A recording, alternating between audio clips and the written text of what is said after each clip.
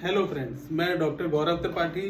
आज यहाँ हम लोग बात करने वाले हैं एक बहुत ही कॉमन कंप्लेंट के बारे में, बहुत ही कॉमन कंडीशन के बारे में, जिसको कि मैं लगभग रोजाना देखता हूँ और हमेशा सोचता हूँ कि आप लोगों से इस बारे में कुछ शेयर किया जाए, कुछ आप लोगों को इनरिच की जाए आपकी नॉलेज। फ्रोजन शोल्डर, आज हम लोगों का टॉपिक हमने लिया है फ्रोजन शोल्डर।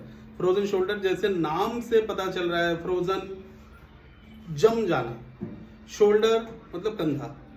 हमारे कंधे की एक ऐसी अवस्था जहां हमारे मूवमेंट रिस्ट्रिक्टेड हो रहे हैं, हमारा कंधा हमें लग रहा है जाम हो रहा है। तो यहाँ पे हम लोग सबसे पहले मैं वो बातें आपको बताऊंगा जो मैं सामान्य तौर पे सुनता हूँ अपने पेशेंट से।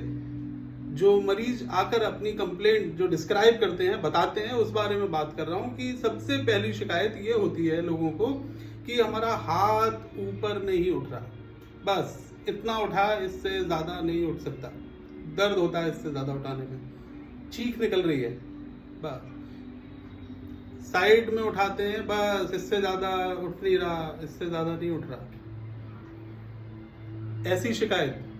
कंघी नहीं कर सकते, अंडर गारमेंट्स नहीं टाई कर सकते, हाथ पीछे नहीं लेके जा सकते, इस हिस्से में दर्द हो रहा है, बहुत तेज दर्द हो रहा है, इस करवट नहीं सो सकते, रात में सोते हैं 2-3 बार नींद खुल जाती है, कई महीनों से लगातार 8 घंटे सो ही नहीं सके, रोज रात में 2-3 बार नींद खुलती है और हमेशा बहुत तेज दर्द होने लगता है, इसलिए नींद खुलती है। बहुत बार डॉक्टर दिखाया, मेडिकल मैनेजमेंट पे गए, दवा खाई, सिकाई की, डॉक्टर ने कुछ एक्सरसाइजेस भी बता दी, टिप्स कि आप हाथ को पेंडुलर मूवमेंट ऐसे हिलाइए, हाथ ठीक हो जाएगा, दवा खाइए, हाथ ठीक हो जाएगा। करते हैं लोग 1 महीने, 2 महीने, 3 महीने बाद फिर उनको रियलाइज होता है, कई बार उनके मेडिकल डॉक्टर्स, उनके फिजिशियंस फिर हार मानने के बाद ये कहते हैं कि ठीक है, अब फिजियोथेरेपी करा लो, 10 दिन करा लो, एक्सरसाइज सीख जाओगे, ठीक हो जाओगे। ये फिर एक गलत मैसेज है, एक गलत संदेश दे देते हैं कहीं ना कहीं, वो मे भी कम जानकारी की वजह से।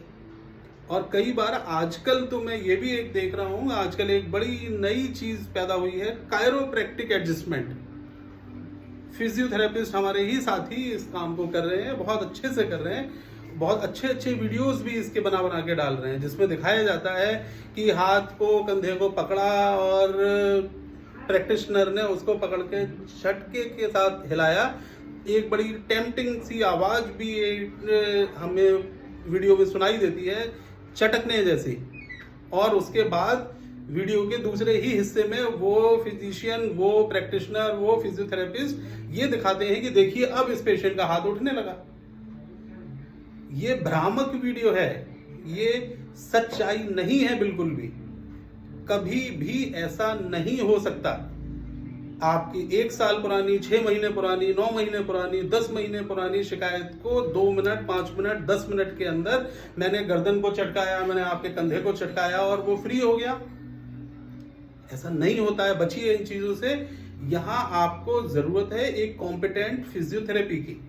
ये कंडीशन एडहेसिव कैप्सुलाइटिस कहलाती है। यहाँ हमारी मांसपेशियां आपस में चिपक जाती हैं। हम कोई ऐसा मेथड इस्तेमाल करके कि हम उनको एक झटके से अलग कर देंगे, हम उसको खोल देंगे, हम पकड़ के खींच देंगे तो हाथ खुल जाएगा, ऐसा नहीं होता है। It causes in fact muscle distortion.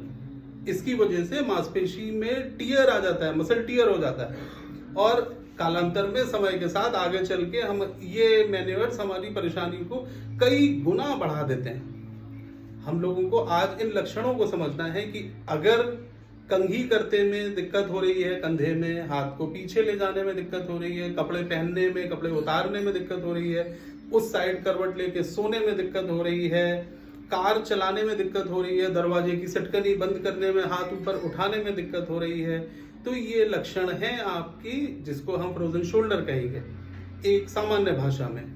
अगर इसके अलावा अगर मरीज को पहले से शुगर की दिक्कत है, ब्लड प्रेशर की दिक्कत है, उसको पहले से सर्वाइकल या कमर की स्लिप डिस्क की दिक्कत है, तो उसकी कंडीशन में जरूरी नहीं है हमेशा कि वहां फ्रोजन शोल्डर हुआ हो।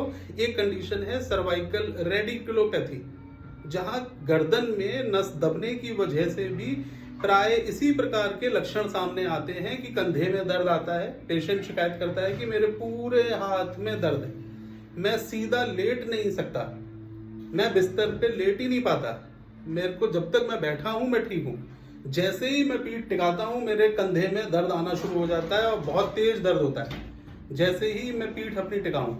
तो वो डर रहे हैं, वो सो ही नहीं पा रहे बिस्तर पे सीधा लेट के, क्योंकि वो सीधा लेटते हैं उनके कंधे में दर्द आने लगता है और शिकायत होती है कि ऐसा लग रहा है कि कंधा हमारा फट जाएगा, पूरा हाथ में ऊपर से नीचे तक दर्द आ रहा है।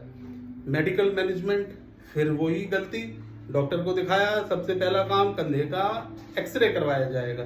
एक्सरे में 90% कुछ एनोमली नहीं है, बिल्कुल ठीक मिलेगा वो, क्योंकि बीमारी कंधे की नहीं थी, बीमारी आपकी सर्वाइकल स्पाइन में जुड़ी हुई थी, जिस पे गौर नहीं किया गया और कंधे का इलाज शुरू कर दिया गया, कंधे की खींचतान करना शुरू कर दिया गया।